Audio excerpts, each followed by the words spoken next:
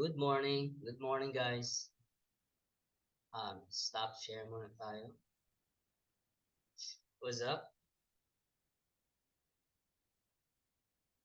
Oh, wait wait lang.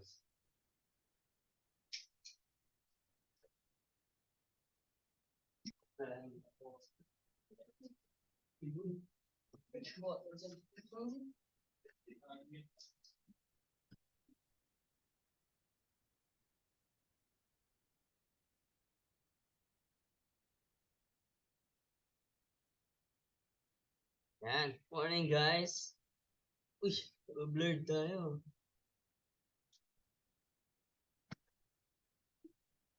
Okay. I-ready lang natin. So, today, ang pag-uusapan natin is about um, more on data RAISF pa rin. Pero, this one is called Hokage flow. So, parang data flow. So, paano natin gagamitin or paano ang flow ng data? Paano natin gagamitin yung RAISF? So, paano to siya, um, paano to parang important sa atin? Ito yung magiging process. Lahat, kahit ilang clients ka na, usually mag-a-ask ang client mo for a process. Ito yung sasabihin mo. At makikita, if gagawin mo to, pagka-start mo magkaroon ng client, malalaman mo yung task mo. Kung ilang task ka ba or ano-ano yung mga kailangan mong tapusin. Okay? So, wait lang, may ayusin na ako sandali.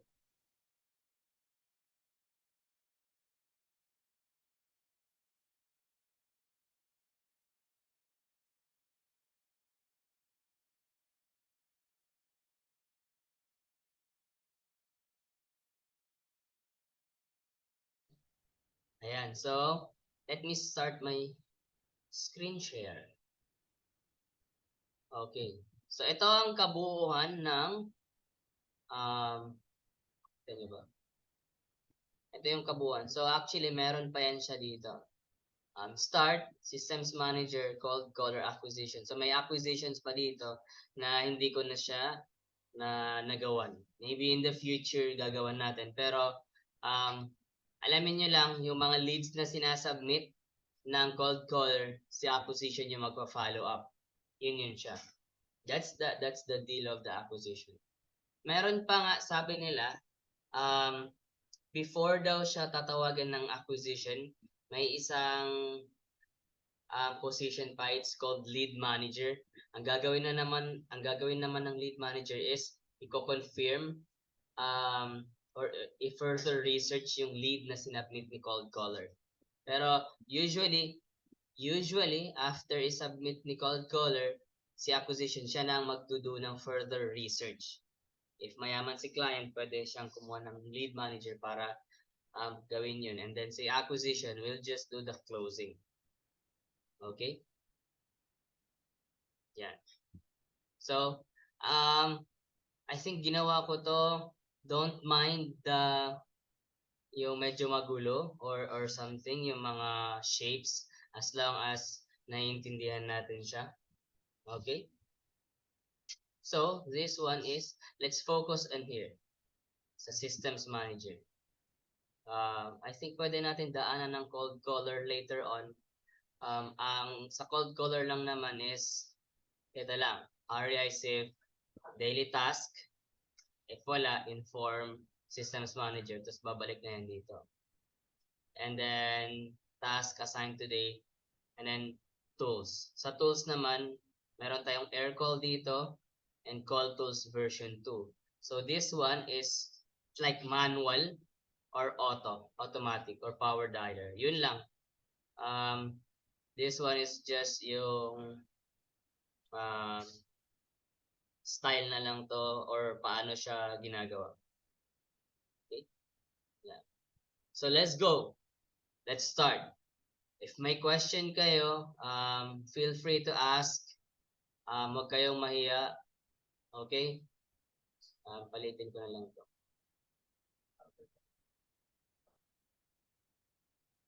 Yan. So, the start is Systems Manager. We have our weekly task. So, for the week, ang weekly task natin is, this is 1, 2, 3, and the go, no go, the GNG. Hindi ko pa to ginawan later on. So, for now, meron tayong 1, 2, 3. 3 weekly tasks na kailangan. Usually kasi, if malalaman nyo, tayo as a systems manager, wala tayong ginagawa. If na-prepare natin lahat, and usually it's before the cold caller starts calling. If nagawa natin tong lahat, magbabantay na lang tayo sa mga cold caller. So in case, if pwede nyong kausapin ang client nyo, and then pwede kayong mag-work during daytime, or pwedeng gawing flexi time ang time nyo, as long as hindi yun naka-compromise sa result ng ng ng mga task, ganyan, please do so. Okay? So here ang first na weekly task natin is create a task for a caller. So ito, kailangan natin gumawa ng kailangan natin mag-ready ng mga records para matawagan ng mga caller. Okay, yan. Yan yung isa sa mga important. Kasi kung wala to, daily task, di ba? So, pupunta si cold caller sa REISF, mag-check siya ng task niya. Pag wala, edi inform niya si systems manager.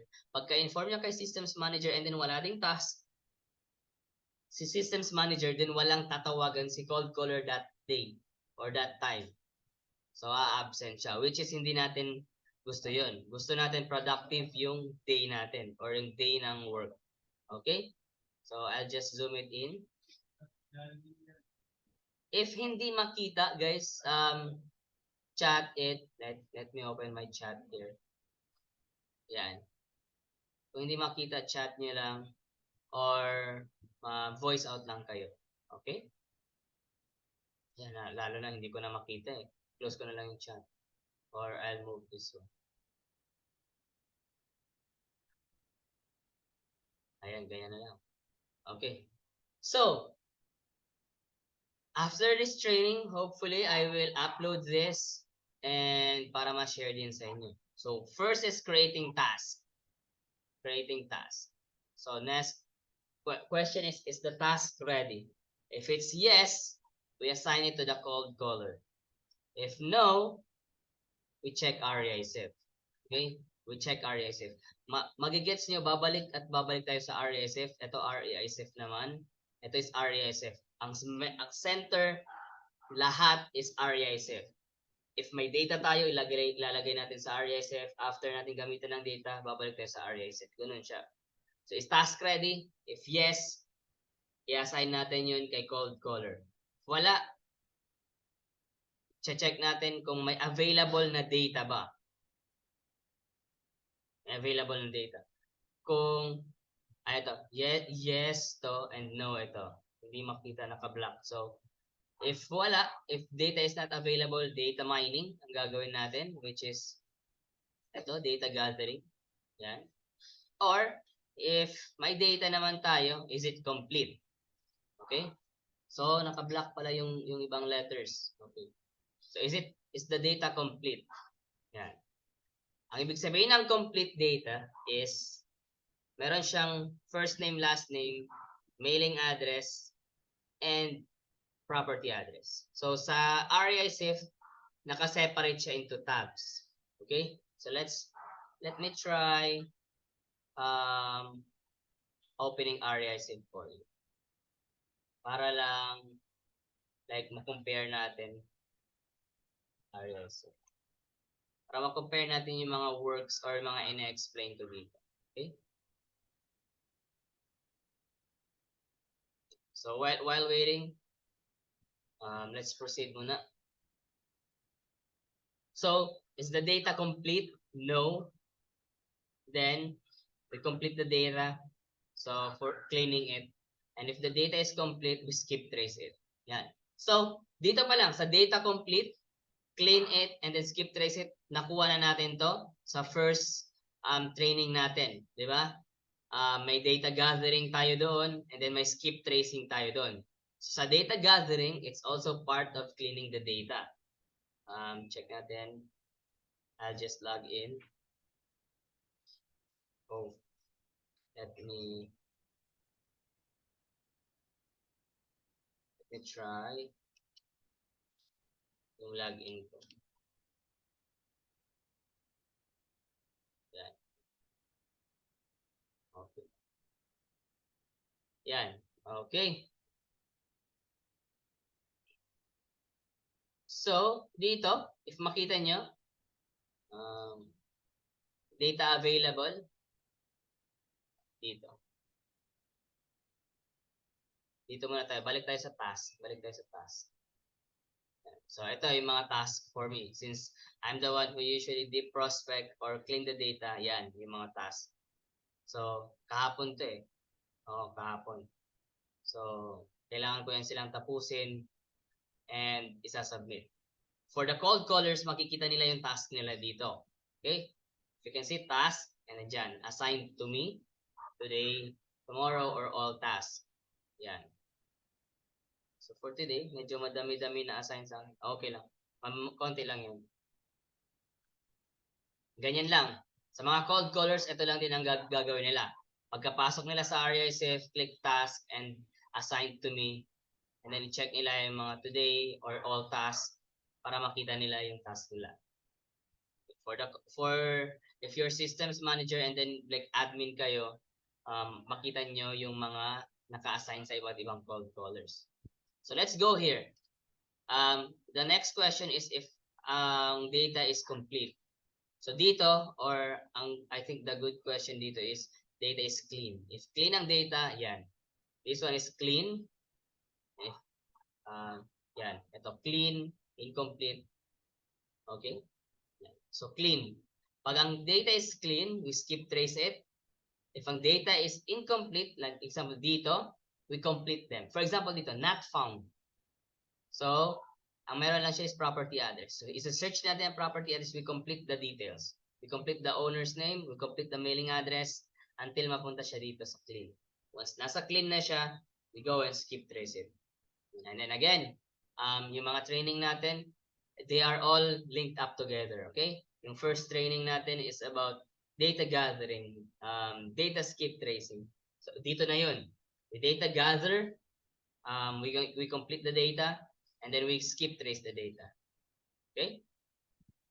So here, in skip tracing, one thing that you should know is if every time nag-attempt kayo mag-skip trace, you always put a tag on it. Okay? Proper tagging. Or kahit dito naman sa RISF, if you upload a data, you tag it properly. If nabigay mo na siya kay cold caller, you tag it. If galing saan siya, you tag it. Parang lalagyan mo siya ng timestamp and tags para malaman mo kung ano na ang nangyari sa data na yun. So here, we skip trace the data. And then we got the result. Pag nag-skip trace tayo, usually hindi siya 100% na skip trace lahat. So what do? We put tags on it. Lalagyan natin ng skip trace attempt plus 1. As you can see here, skip trace attempt plus 1. Gaganon ka na. And then, i-join mo na naman siya para sa ibang skip tracing method. And then, if bumalik siya ulit, skip trace attempt plus 1 ulit. Okay? And then, skip trace attempt equals X. For example, 3 times. Or, for example, 3 times na siya. Incomplete data siya for deep prospecting. Ibig sabihin, owner data incorrect. Kailangan mo siyang hanapin ulit using the property address. Tandaan nyo, if nagsa-skip trace kayo and then walang result, you search, that means the data is incorrect na meron kayo. So, kailangan i-search ulit yung data.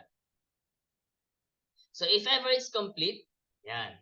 If ever it's complete, you upload the list properly. Proper list, proper tag. Yan. To REISIF. So, ano itong proper list and proper tag? Sa REISIF, notepad, punta sa notepad. Sa REISIF, we always have this, the 4W. Let's go with the font size. 4W. Yeah. Ano ito? The who, the when, the where, and the what. And the 4W. Ibig sabihin ng 4W, the who uploaded the list. When was it uploaded? Where was the list taken from? And what is the motivation of the list? Okay. Tandaan nyo, yan ang isa sa pinaka-important ang tags na gagawin nyo. The who, the when, the where, the was. For example, let's say, ito yung ginagawa ko sa akin. Let's go with the who. Uploaded by L. So that's one tag. When. Sa when naman dalawa. I go with October 7, 2023. And then October/2023. Dalawa yan siya para sa akin. Para pwede kong i-pull yung mga data na in-upload ko during this specific date, or I can pull the data during this specific month. Okay? Parang monthly, magpupull ako ng data. Sa month ng October, ano yung mga data na na-pull ko?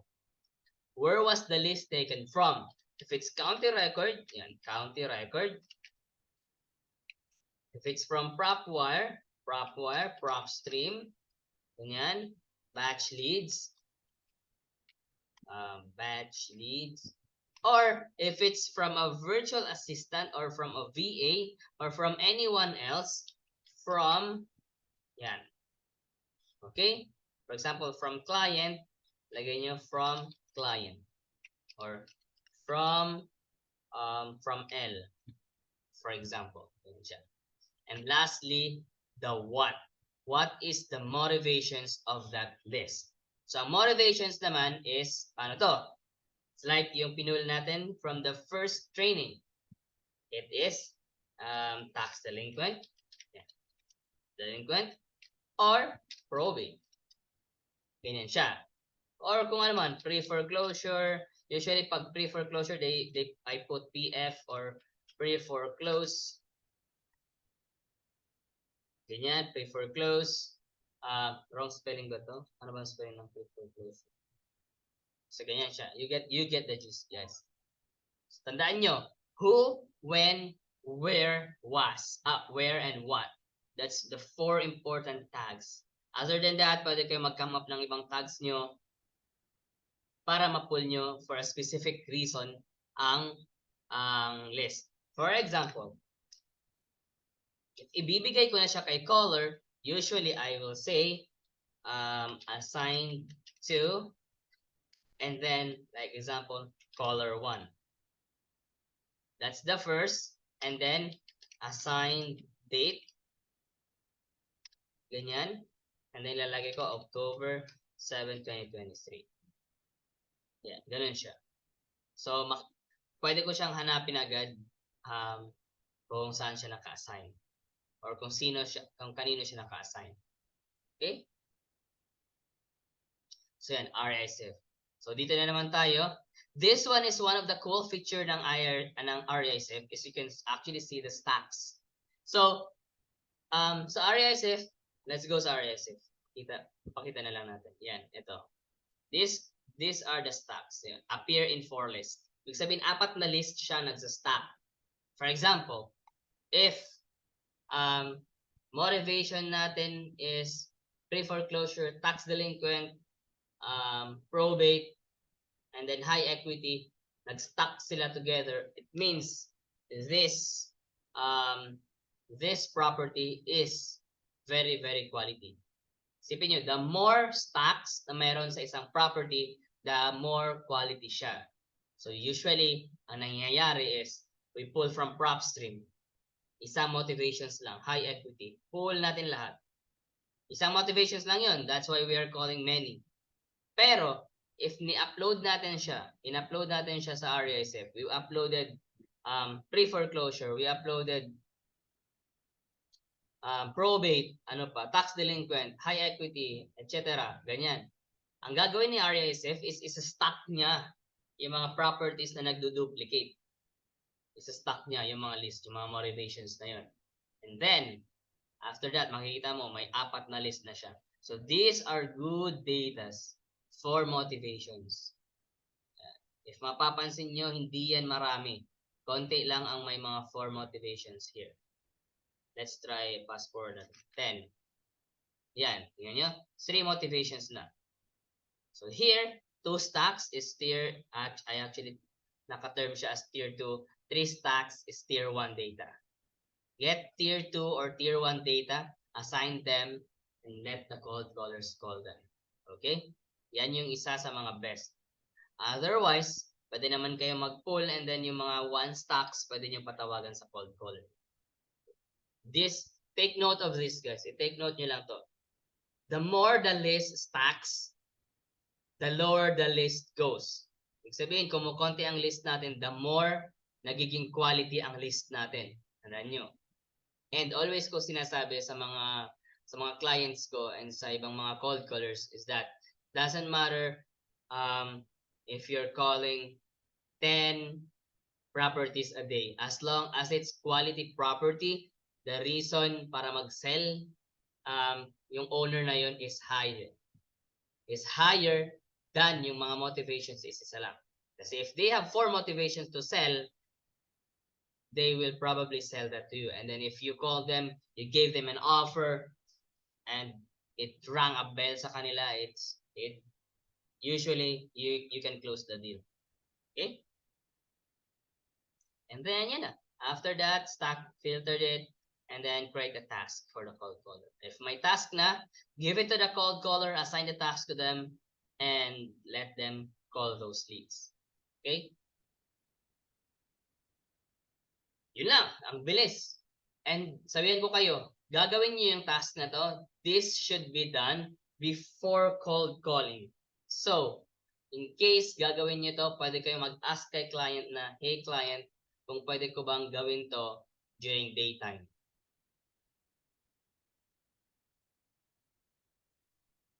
And then give the reason why. I can actually give you this copy para may sheet kayo, may copy kayo para alam niyo ano yung mga task ng systems manager.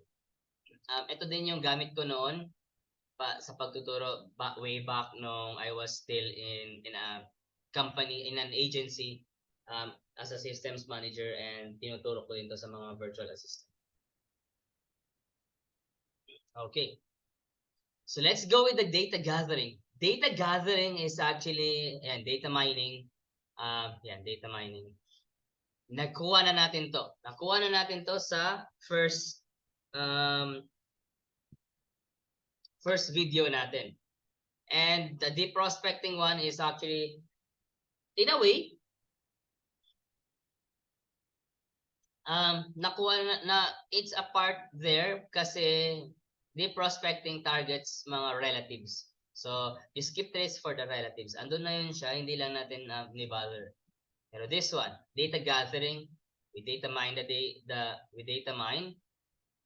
So, yung tools, is it a paid application or county records? So, this one, the paid one and the free one.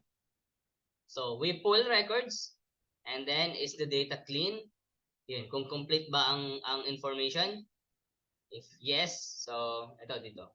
If yes, put it REISF. Okay? Ilalagay siya sa REISF. If no, still it goes to REISF. It still goes to REISF. So, the data clean, it goes to REISF. If the data is incomplete, it goes to REISF. And then we go cleaning. Cleaning ulit. Dito na naman, cleaning. Kanina, meron din tayong cleaning dito.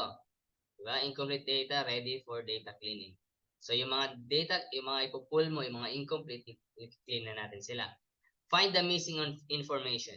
The name, first name, last name, the address, it's the property address. So property address, property city, property state, and property zip, and the mailing address. Yan.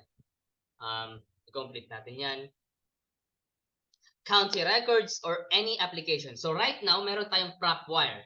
Ang ginagawa ko para i-complete or mag-clean ng data, I usually go to PropWire. Like, for example, let's go here. Here, this one. Kaya ko ba siya i-copy? Ayan. I'll go to PropWire. Ayan. Tandaan nyo yung website na to, PropWire. And then I'll search that. And it's Oklahoma. Ayan. I have a record here. So, this one is the Fifth Dewey LLC. And then ito ang so, pwede ko siyang i-edit ngayon. So, I'm gonna show it to you guys that I'll be making an edit. Okay. So, not found. Doon tayo and then edit natin siya. Ayan, actually, meron na siya dito. Ayusin na lang natin.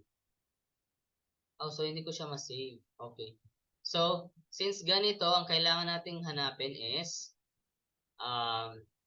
kung sino ang owner niya. So, since naka-company, so let's go with the Oklahoma County Assessor. So, hindi, Secretary of State pala. So, Secretary. Usually, if naghahanap ako ng mga companies and then hanapin ko yung agents nila, hanapin ko yung tao sa County Assessor. Secretary of State ako pumupunta. Tandaan yun, Secretary of State. So, paste ko lang yung I'll do the search. Oh, walang search. Walang result. Let's try DU.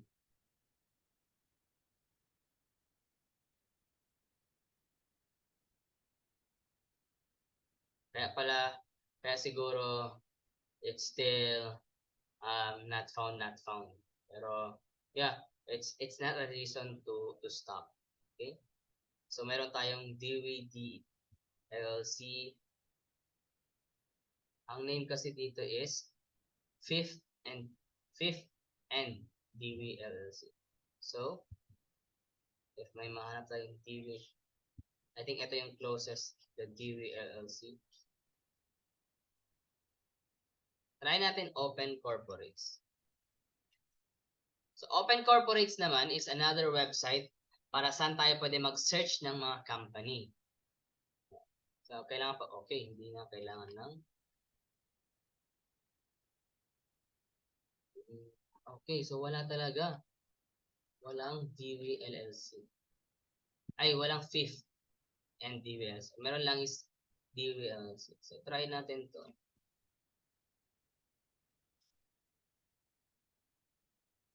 So, DW's Inc. Profit Receipt. So, let's try. Yan. May DW LLC tayo. South Carolina. Let's try. May Oklahoma ba dito na result? Yan, walang Oklahoma. Okay. Still, we tried. Okay? So, in any case, pwede lang yan siya hanapin. Pwede lang hanapin. So, let's try iba. Let's try ibang record. Ito. Ito. Okay, missing owner profile. So, go to owner. Ito ang property niya. Okay, so, let's try. Let's search. Yan. Elaser Rotarde. Yan. So, person. And then, copy natin to. This is the mailing address. Oklahoma. 7th day Wednesday. So, this one is okay. And then save changes. So, mapapansin nyo, dapat mawala na yun siya. Andito pa rin siya. Hindi siya nag-update. Okay, so nawala na siya, nag-update na siya. See? Yan. Ganun lang maghanap ng, and that one is called cleaning. That one is called cleaning. Ganun siya. I-complete lang, and then goes back to RISF. If na-clean na, it goes back to RISF. Why? After cleaning, it goes to skip tracing ulit. Yan lang. So, if mapapansin mo, and then dito na naman is yung mga incomplete, they go for the prospecting para makomplete talaga sila. Kasi if hindi siya, usually it's owner data incorrect. So, kukunin natin yung data ng relatives or closest relatives na meron or yung nakatira sa property, and then yun yung isi-skip trace natin. Ganun lang. If mapapansin nyo, dito lang nagre-revolve. RISF, may data ba or wala? And then if my data, is it clean or not? Or is it complete or not? If it's complete, we skip trace it. If it's not, we complete it. And then skip trace it. And then bigay nyo na kay caller. Yun lang yung task.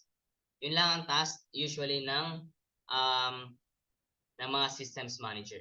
Okay? And then after that, during working hours, what you can do is you can listen to calls ng mga cold caller, create an KPI report.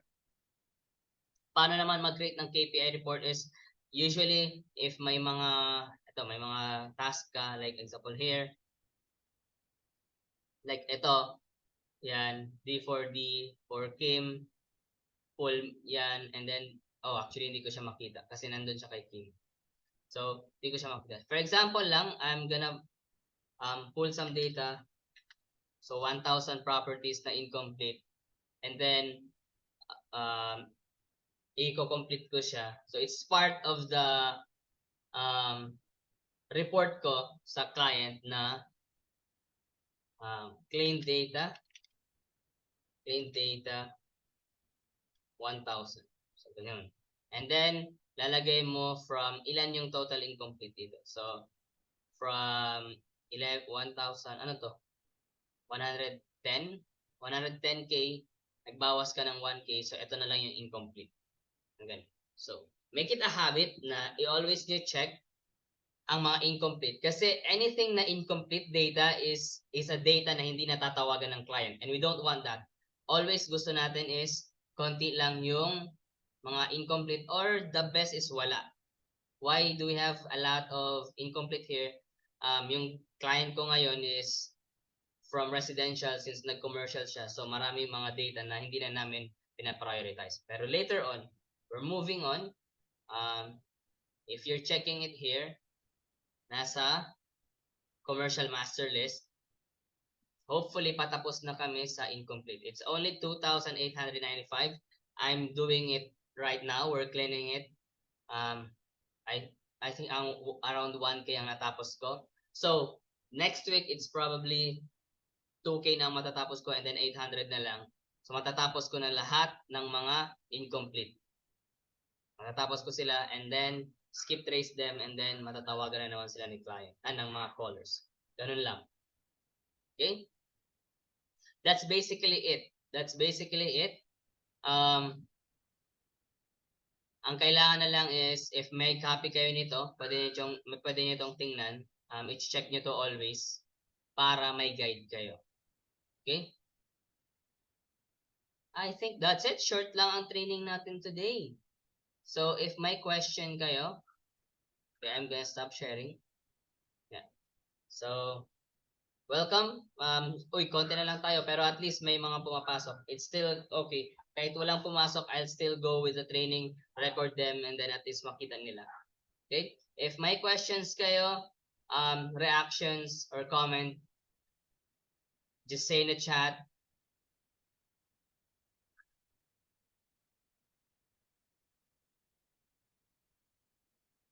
Okay, short lang talaga yung training ngayon.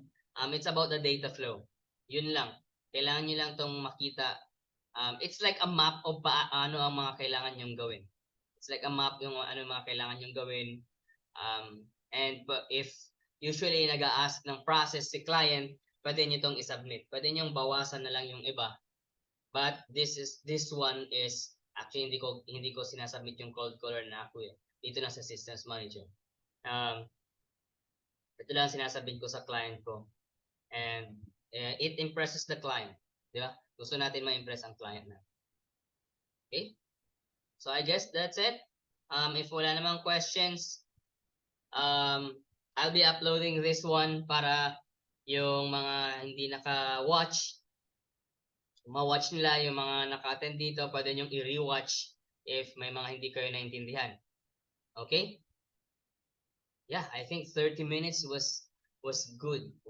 That's a good good time na yun. Sobra. Any questions, guys? Reactions or comments? Wala na. So, I guess that's it. Thank you sa pag-attend.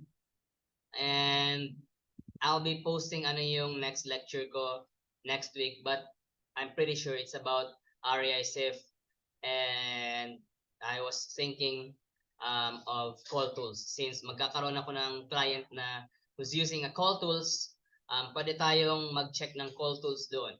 It's a dialer. One of my go-to dialer is call tools. Kasi if one ang cold caller ni client, sobrang mura niya. In case there's still smartphone, I'm still studying that, my workflow and some automations sa smartphone, and both dialers are connected sa REISIF. Let me show you. Sandali before I end the okay. So dito sa activity, if wait lang, sa activity lens or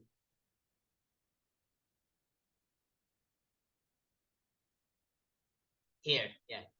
So as you can see, dito naman is connected siya sa ready mode. Sa ready mode siya connected.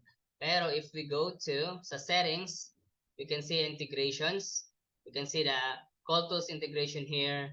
You can see ready mode, air call integration, launch control, smartphone. So smartphone, smart dialer, these are these two, and yung call tools. Yan yung para sa akin is the best. Easy lang siya. In a way na madali para sa mga baguhan, mabilis lang siya maintindihan. Okay? So I'll be setting up, magpe-prepare ako ng like what I did sa first meeting, sa first lecture, mag-prepare ako ng slide para doon at least maayos ang pagka-explain ko. This one, yung past few days kasi is like I'm just showing the application, yung REISIF, and this one I'm showing the workflow. Kailangan lang makita niyo yung workflow. I'll be uploading it. Ilalagay ko na lang siya sa comment section ng video after uploading. Download nyo na lang doon, okay? I'm not sure if ma-download nyo siya ng quality, but I'll try putting it sa Google na lang, no? Ilalagay ko na lang sa Google